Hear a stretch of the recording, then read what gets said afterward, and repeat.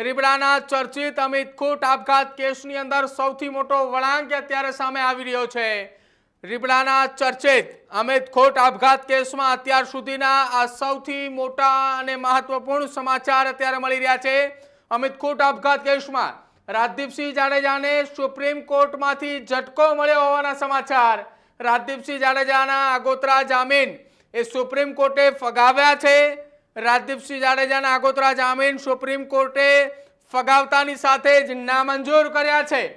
રાજદીપસિંહ જાડેજાના આગોતરા જામીન નામંજૂર કર્યા અને સુપ્રીમ કોર્ટે ગુજરાત હાઈકોર્ટના ચુકાદાને યથાવત રાખ્યો છે। ગુજરાત હાઈકોર્ટના હુકમને સુપ્રીમ કોર્ટે યથાવત રાખતા જ રાજદીપસિંહ જાડેજાની મુશ્કેલીમાં વધારો। રાજદીપસિંહે સ્થાનિકથી લઈને સુપ્રીમ સુધી અરજી કરી હતી, જો કે તમામ જગ્યાએ નામંજૂર થતા હવે દિવાળીના તહેવાર બાદ રાજદીપસિંહ જાડેજાની ધરપકડ થાય તેવી પૂરેપૂરી શક્યતાઓ વ્યક્ત કરવામાં આવી રહી છે।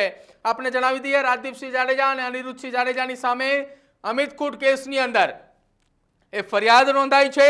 બંને એ પિતા અને પુત્ર એ કેસની અંદર મુખ્ય આરોપીની ભૂમિકામાં હોવાની ફરિયાદની અંદર ઉલ્લેખ કરવામાં આવ્યો છે।